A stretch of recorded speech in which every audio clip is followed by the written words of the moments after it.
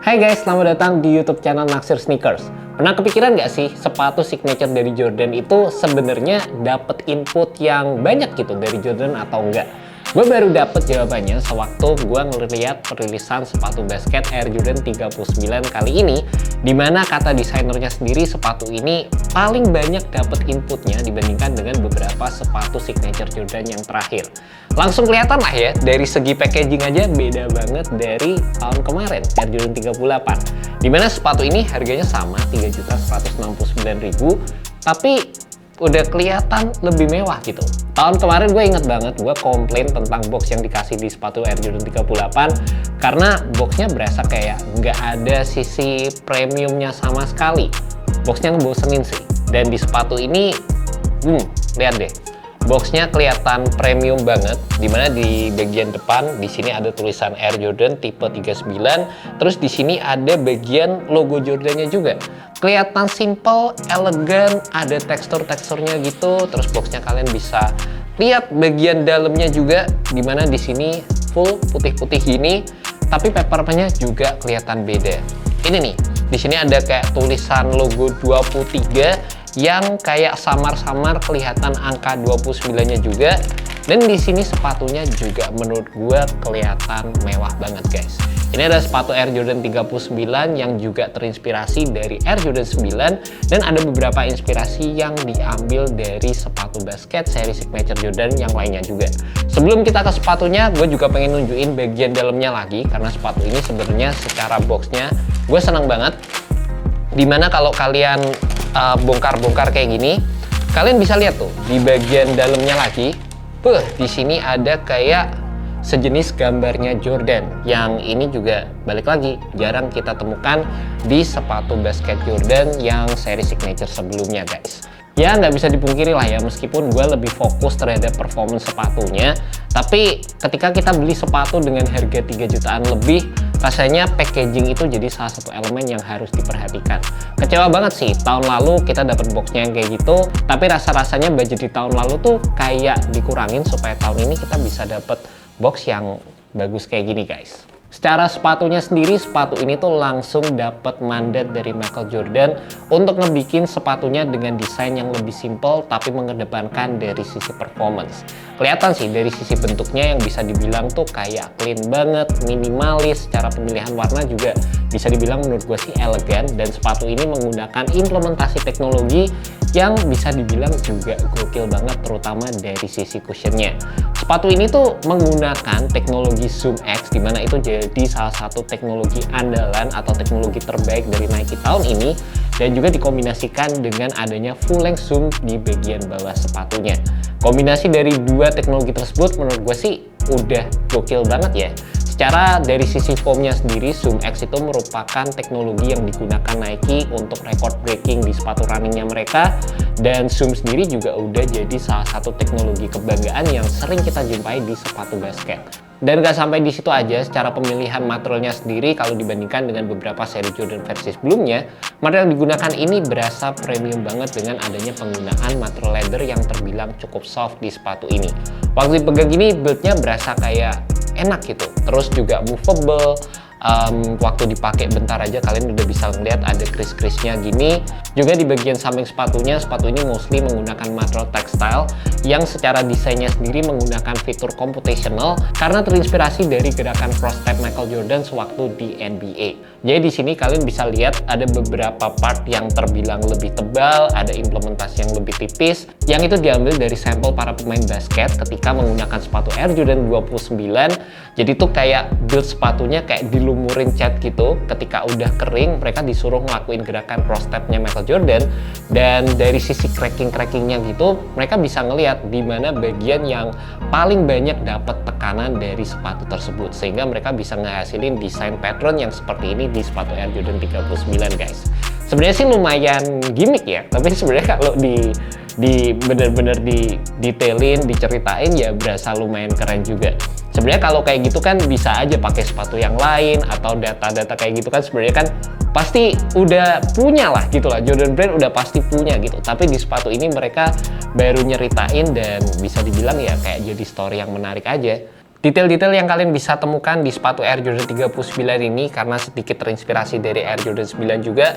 Kalian bisa lihat di sini ada kayak sejenis bola dunia yang kalian bisa temukan di sepatu Air Jordan 9. Ini terintegrasi di bagian kapsul sepatu ini. Terus kalian bisa lihat juga untuk di bagian sini ada kayak panah-panahnya kecil gitu. Ini terinspirasi dari gerakan cross stepnya Michael Jordan, bisa ke kanan, bisa ke kiri, bisa ngeflip gitu, asik banget.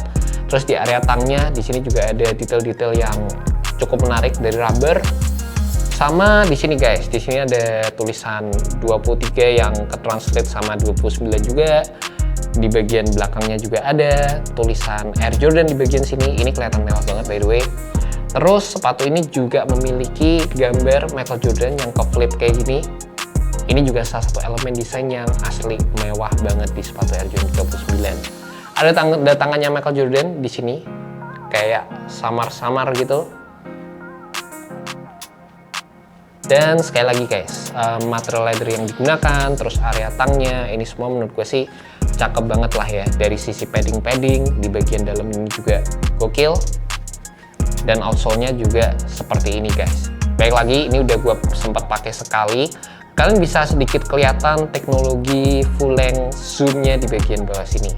Dan waktu pengen beli sepatu ini, gue tuh sebenarnya kayak harus mikir 2 kali dulu gitu guys. Karena katanya waktu gue lihat di beberapa reviewer YouTuber luar kayak Nightwing, kayak Foot Doctor Zack, mereka bilang kalau sepatu ini tuh agak kurang dari sisi stabilitasnya. Dan juga di bagian tengah, di sini dari sisi torsional rigidity-nya tuh kayak kurang diperhatikan gitu sama Jordan Brand. Cuma ya balik lagi guys, karena gua penasaran, pengen rasain teknologi terbaru yang ada di sepatu Jordan 39, gua tetap sih beli sepatunya. At the end, waktu pertama kali barangnya dateng, gua tuh langsung coba untuk nge-twist sepatunya gitu. Dan gua pikir ya awal-awal kayaknya lumayan kokoh deh, meskipun nggak ada plat di bagian tengah dan lain sebagainya. Tapi sebenarnya di area samping tuh kayak masih ada TPU yang diimplementasikan di area sini sama di bagian luarnya juga. Kayaknya ini membantu dan gue lumayan punya pemikiran yang kayak optimis gitulah. Mungkin YouTuber luar salah gitu ya. Kayak waktu gue pegang kayak masih lumayan kaku dan lain sebagainya. Tapi ternyata itu lumayan berubah ketika gue udah nyobain sepatu ini. Ternyata ketika kondisi sepatunya itu panas dan lain sebagainya, memang sih di bagian tengahnya itu jadi kayak lebih gampang di twist secara keseluruhan. Tapi balik lagi, waktu gue pertama kali nyobain sepatu ini, fitur yang paling menonjol adalah dari sisi cushioningnya yang emang berasa juara banget sih guys.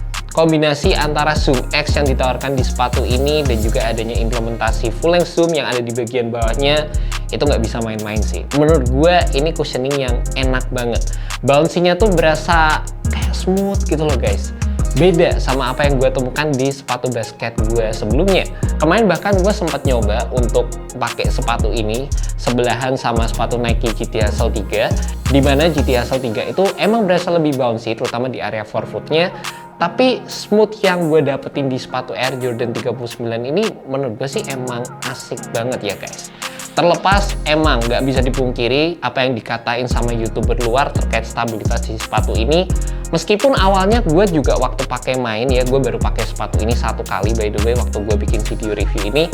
Gue nggak ngerasa yang gimana-gimana banget, tapi gue yakin itu emang salah satu faktor yang benar-benar bisa diperbaiki atau ditingkatin di sepatu ini.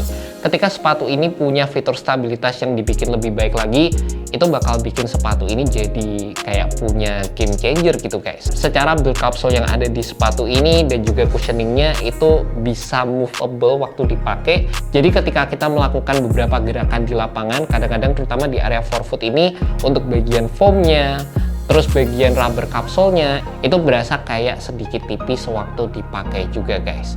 Mungkin buat gue sendiri ya yang bukan gerakannya itu eksplosif banget, yang mungkin gue kadang mainnya cuma catch and shoot aja, itu sih masih oke. Tapi ketika kalian gunakan untuk gerakan-gerakan yang benar-benar mobile di lapangan, gerakan-gerakan yang membutuhkan kecepatan, kayak pull up jumper, terus gerakan secara lateral gini, menurut gue itu bakal jadi bagian yang sangat signifikan di sepatu ini dan bisa diimprove lagi. Sebenarnya agak sayang juga sih ketika kita ngomongin sepatu dengan harga 3.169.000 masih bisa diimprove lagi dari bagian outriggernya, karena di area sampingnya ini berasa kayak bener-bener slim aja gitu, dan juga di bagian tengahnya dari sisi torsional rigidity bisa diimprove lagi. Menurut gue sih agak disayangkan sih, padahal kalau itu bener-bener ditweak, rasanya sepatu ini sih bakal jadi salah satu sepatu yang gokil juga. Emang juga bakal kebantu dari sisi implementasi tractionnya. Sekali lagi gue bilang udah gue pakai 1 kali nih sepatu, jadi bagian bawahnya kalian bisa lihat ini udah kelihatan kotor kayak gini, banyak debu, jadi emang dust magnet, gampang banget kena debu-debu lapangan. Tapi gue bisa bilang sewaktu gue pakai di lapangan basket vinyl yang kemarin gue coba, gue ngedapetin traction yang solid, dan menurut gue lumayan ngebantu dari sisi implementasi support yang ditawarkan di sepatu ini juga guys. Dari sisi rubbernya sendiri, sepatu ini mostly menggunakan transcushion rubber, dan juga dari sisi patternnya, sepatu ini mostly menggunakan herringbone traction pattern yang kayak multi layer gitu guys. Jadi yang bagian atas sama di bagian bawahnya. Tapi dari sisi implementasi rubbernya, ini menurut gue sih nggak yang tebel-tebel banget. Jadi sayang kalau kalian gunakan di lapangan basket outdoor. Secara sepatunya juga harganya 3 juta, dan menurut gue sih sayang banget kalau digunakan di lapangan basket outdoor, terutama lapangan yang kasar guys. By the way, buat kalian penasaran sama sizing dari sepatu Air Jordan 39, menurut gue sepatu ini tuh fitnya true to size, dan gue kebantu banget dengan adanya penggunaan material yang bisa dibilang juga berasa sangat form fitting gitulah guys. Berasa nyaman aja secara penggunaan materialnya sendiri. Dari sisi implementasi leathernya itu soft, terus material tekstilnya juga menurut gue juga oke banget. Berasa kayak enak aja waktu pakai sepatu Air Jordan 39 ini. Buat kalian yang mungkin punya kaki lebar, pastikan kalian cobain dulu di toko, pastikan kalian cobain dulu size-nya, sehingga kalian bisa ngedapetin size yang sesuai dengan bentuk kaki kalian masing-masing. Balik lagi lah, bentuk kaki orang itu beda-beda, kenyamanan yang ditawarkan juga tiap orang itu pengennya beda-beda. Jadi paling bener emang nyobain di toko. Tapi kalau gue di sepatu ini, gue beli true to size dan fitnya menurut gue sih aman banget guys. And that's about it guys, review untuk sepatu Air Jordan 39, dimana menurut gue ini jadi salah satu sepatu basket yang teknologinya itu gokil banget dari Jordan Brand. Looksnya juga kelihatan premium banget, pemilihan material gue suka. Tapi menurut gue sangat disayangkan dengan harga yang 3 juta itu. Menurut gue base-nya pertama bisa dibikin lebih lebar, ataupun sepatu ini harusnya memiliki torsional support di bagian tengah sepatunya. Balik lagi, ini masih first impression, dan mungkin aja gue bakal terus nyobain sepatu ini, dan kita bakal bikin performance reviewnya. Mudah-mudahan gue bisa nemuin titik cerah juga di sepatu ini guys. Thank you so much buat kalian udah nonton video kali ini. Semoga kalian bisa menemukan sepatu basket yang cocok untuk kalian. Alright, peace. Cushionnya juara sih.